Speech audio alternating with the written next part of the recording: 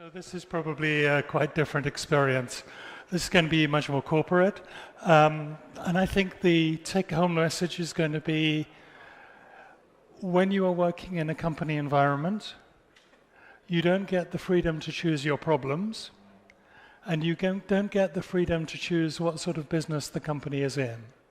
So many of the solutions that you see in the research literature, like Thomas's just now, are highly appropriate when you're dealing with large consumer-facing companies with very big data.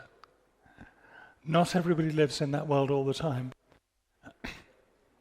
I was an academic for a long time before I started doing this, and so this is news for me. So you'll see there's a little statistics, a little machine learning in here, not so much. Okay, so what I'm going to talk to you about is how NLP came to be part of the solution to a business problem. And in order to talk about that, I'm going to have to talk to you about the problem, about the technologies that are prevalent in the company. If you want a demonstration, come and see me. The wireless here isn't quite good enough for a live demo. I just tried it on the way through, and nobody would enjoy it. And then as I go, I'll try and tell you something about what it's like to be fundamentally a scientist working in this sort of environment. So I hope this proves to be interesting. I did lots of things, and I'll go over that. You can see the slides later. They'll be distributed, available. I have to say this, you know that. Okay, so what does Thomson Reuters do? It offers people information, usually not for free, and usually intended for people who have some professional... Still good? Okay. Usually for people who have some sort of professional background, so lawyers, tax accountants, research scientists, arguably professional background, financial traders, but people with specialized skills who want specialized information. And there are lots of different products, each catering to their own segments. So, as I said, this is not Facebook, this is not Google, it's nothing like that. It's not... Doesn't seem to like me. Maybe I need to do that. Let's try that. So there are an awful lot of people who are in the business of delivering a product which is expensive for the customer and which the people are paying a lot for, thousands of dollars per seat. So there are plenty of people whose primary skill is interfacing with those professional users and helping them to be happy. Part of the reason why people do this is because they want a relationship with a company which will take seriously things like privacy and data security. So many of our customers, particularly the American lawyers, never sign an agreement like which we've all agreed to in order to use free internet services about we can use your clicks any way you want.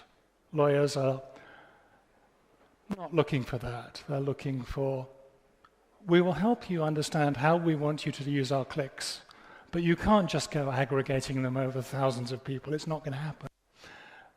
So it's not one size fits all, and the technology job is get a good connection to products. This is us. One of the things you should know, this is a quantitative environment, is that there are about 50 people doing research and development, some of it more theoretical, some of it more applied, in a company of 50,000 people.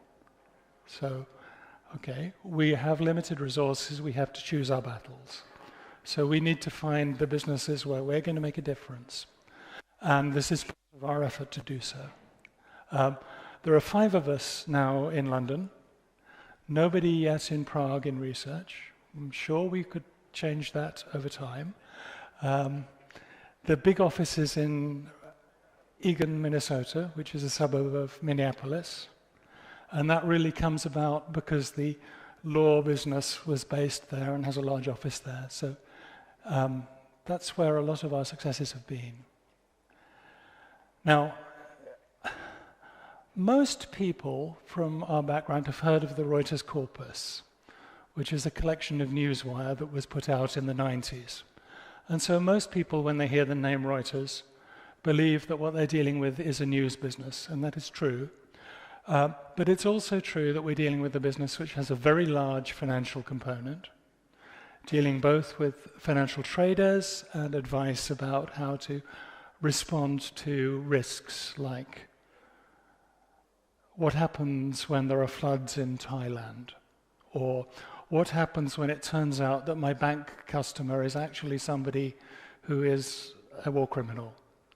The answer is you get into trouble, so you have to catch that before it happens. As I say, there's a legal business. There's also an intellectual property and science business which does things like journal impact factors, drug development support, information company. We don't develop drugs, we help people who develop drugs. So various different things, and quite a lot of different technology choices. So there are loads of databases. They tend to be standard Oracle databases. There's a lot of search. It tends to be built on top of Lucene through Elasticsearch. We don't have GPUs all over the place. We have enough computing support. We try and do what we can. There's a tendency for each of those little divisions of the company, which are not little, to go their own way. So there's a lot of databases which are not done in quite the same way in different places. And what we've begun to notice is that people are starting to ask for things which cross-cut our beliefs about how the business is organized. So we collect information which we thought of as relevant to people who are doing drug development about which companies are doing what, which companies have drug trials doing what, at what stage they are, and things like that. Guess what? The financial traders are interested in this because if they find that somebody has just failed a drug trial, they're very keen to say, I think we should sell that share. Or conversely, if they find they've discovered a wonder drug, they're very keen to buy the share. So that's a problem because it means that the users for whom the database was designed and who've learned how to use it are not the ones who we're trying to serve all the time. So this was the corporate initiative, not my story, but other people's story. Big, open, linked data. Clearly a good idea. The knowledge graph. Clearly a good idea because Google has one. Yes, so we have one too. And what it says is, look at the colors, and what you can see is that dramatizes what I was showing before. There are links between the different databases which are unexpected. So we have a challenge about how we're going to respond to that. And one of the places where this happens is exactly the drug company thing. So although I said that there were professional users, you might think that they were the kind of users who were prepared to learn a complicated technology because it was going to pay off for them in everyday life.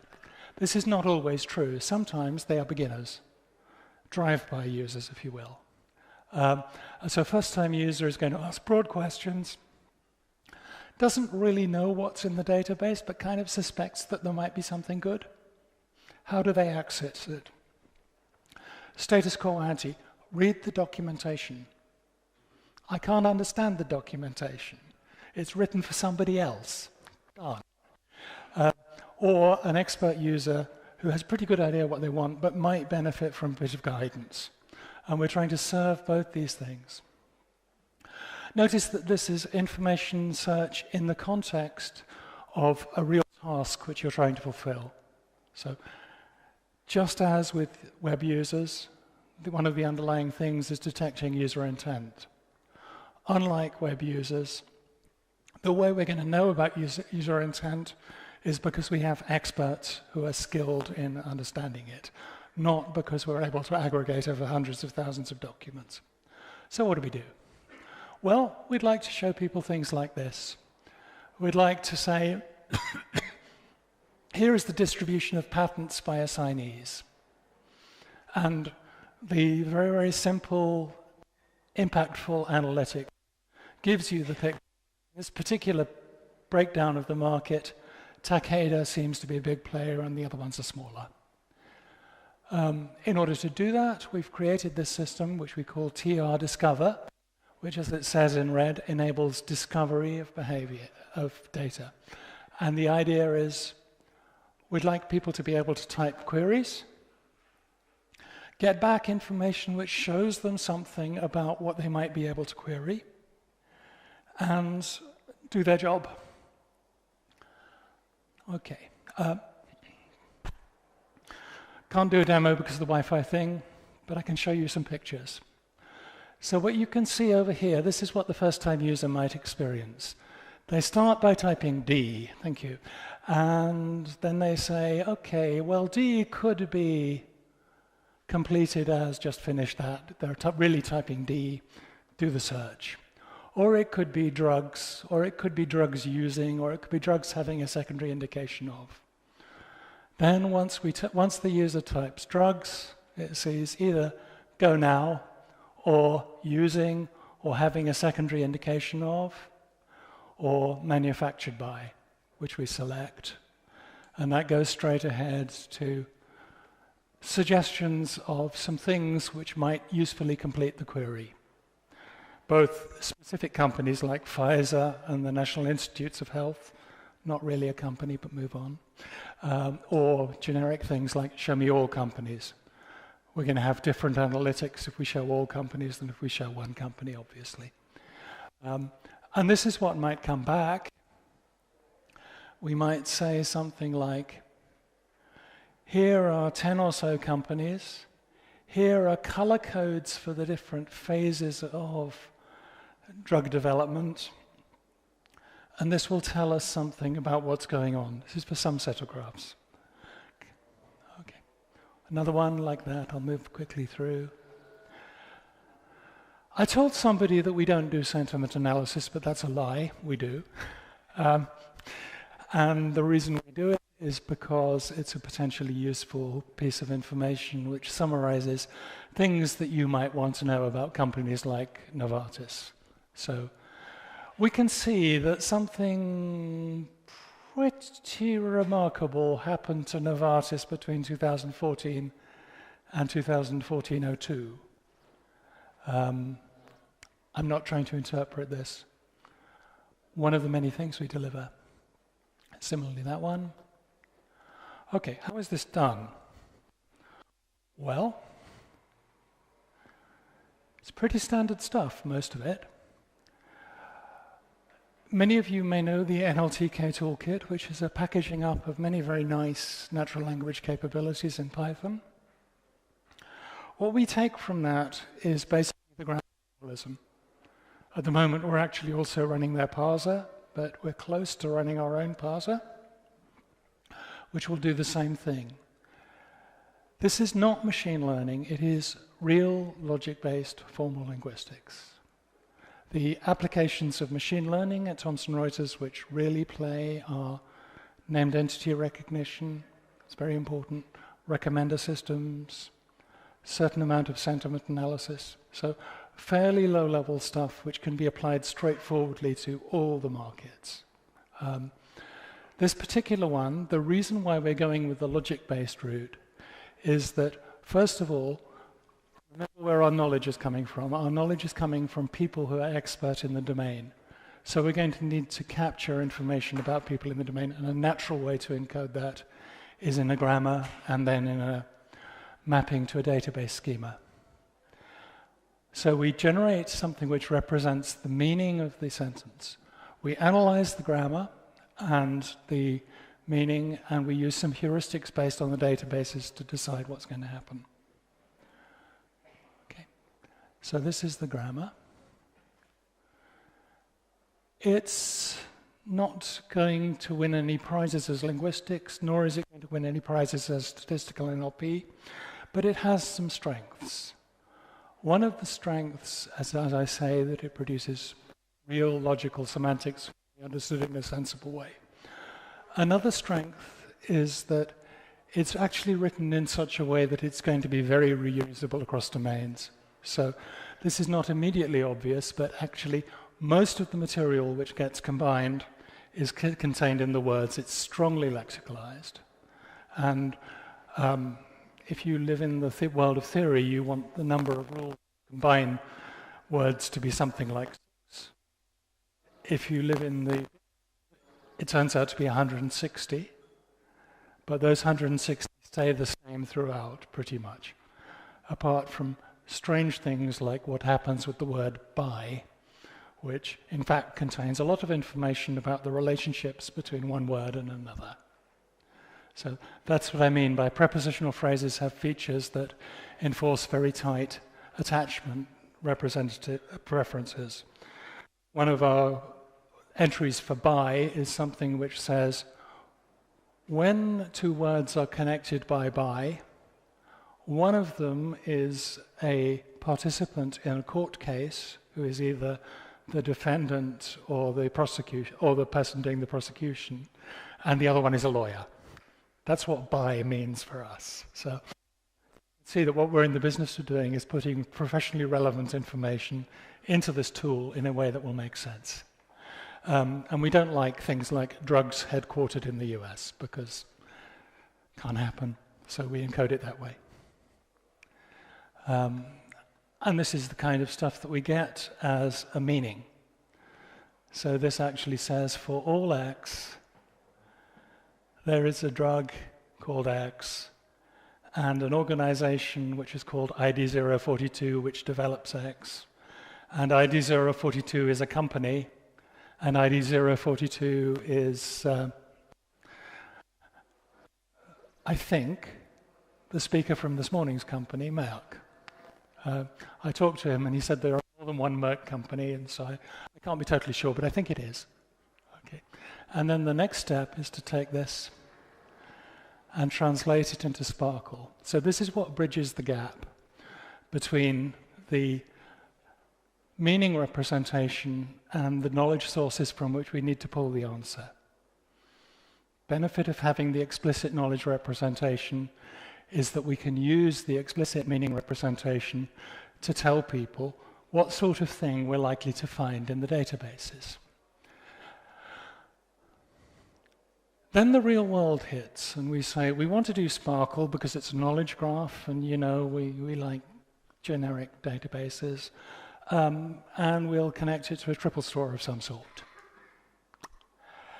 And we have a lot of words in our grammar, and that doesn't work. So we take the words that we really want, stuff them in an in-memory SQL database, and Bob is your uncle, as they say. So a bit of practicality.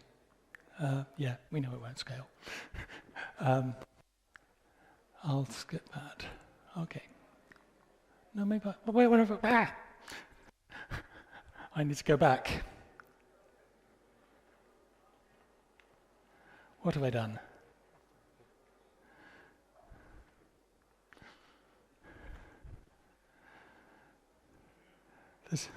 That's better. Yeah, thank you very much. Okay. Now, that's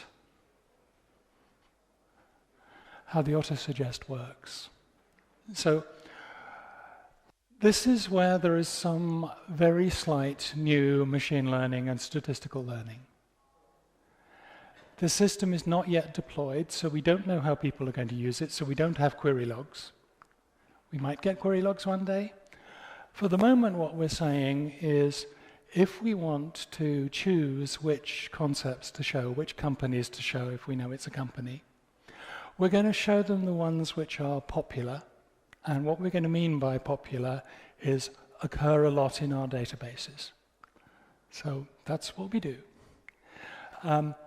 Once we have large enough query logs, we'll certainly add in an n-gram model. Thank you very much. And that will probably help. This thing is going forward in various ways, and that's fine. Okay, now, I've worked for 3 companies, and I think it's probably worth saying something about how they're different. So the Educational Testing Service is a non-profit. Part of its mission is to give back to education. So it came out that they do a mix of really quite blue sky research in educational testing, thinking what might conceivably be possible. And there are also some moments where it acts more like Mr. Burns from The Simpsons. Release the hounds, that kind of stuff. Nuance is a very successful speech technology company serving a lot of the people who want to buy speech technology. Not everybody buys speech technology. Microsoft don't, typically, but many do. One of the things that's different is that if I pick a random employee at ETS, they're an educationalist.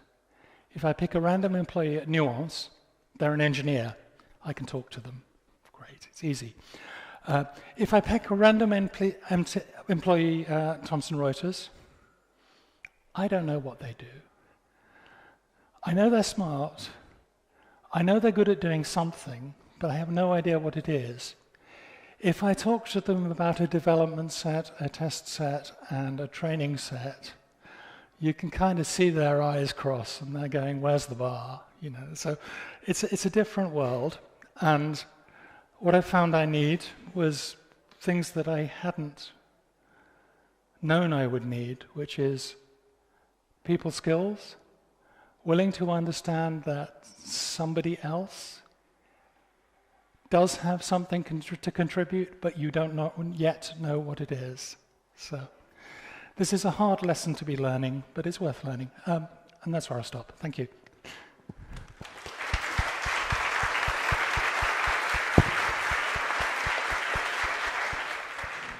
I'd like to ask you, how do you deal with the problem of slow speed of SPARQL queries?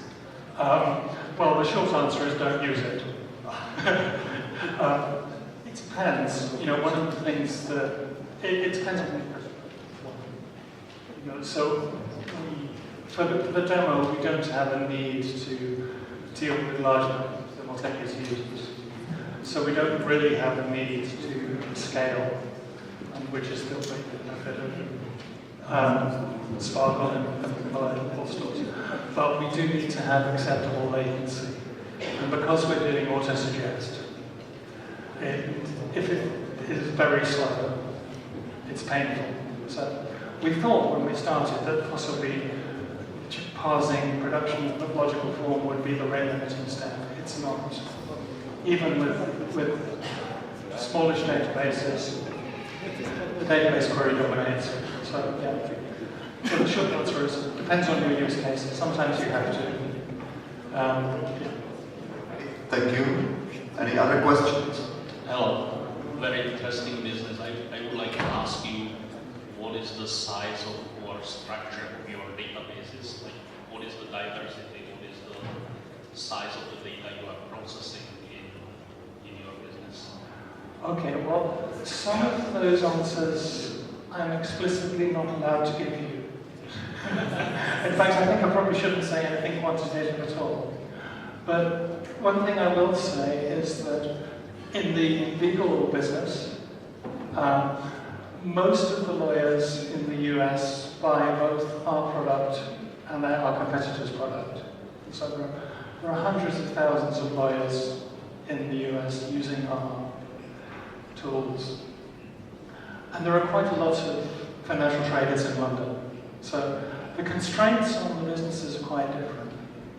The lawyers very much want to get the right answer, and they care a lot about audit trail because their business model is that they will do some work for their lawyers, they will give it to their clients, they will give the results to their clients, and they will submit billing saying, effectively, we checked all the boxes, we've done the lawyer thing. So they don't care very much about speed, but they care an awful lot about accuracy. Whereas the constraints on the financial traders are, we don't really care if it's always right, but we want it to be there within 150 milliseconds. So we're not using the same database technology. So I couldn't give a one-size-fits-all answer. even if I knew, which I don't. Another question?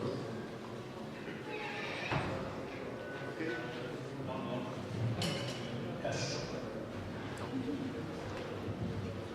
So, what do you think about automating the simple lawyer tasks with, intelligence, artificial intelligence? Yes, I think there are plenty of good things to do. There are some things which are already being done. So there are quite a lot of tasks which reduce to checklists. And we have parts of the legal product called practical law, which is built around having people work through checklists. So there are a number of things we can do with lawyers which other people won't do. So we have people designing those checklists. It's basically simple automation. It's not really AI in any very deep sense, but it makes a big difference in people's lives. And the other place where we use expertise a lot is that we do have numerous thousands of people who are qualified lawyers who are going through helping to index cases and documents so as to make sure that the metadata associated with those which feed into the search engine are actually good. So, are you going to disrupt the market of the the lowest hanging fruit of the lawyer or attorney advice for the general population? That's a very good idea. Yeah. That's a very good idea.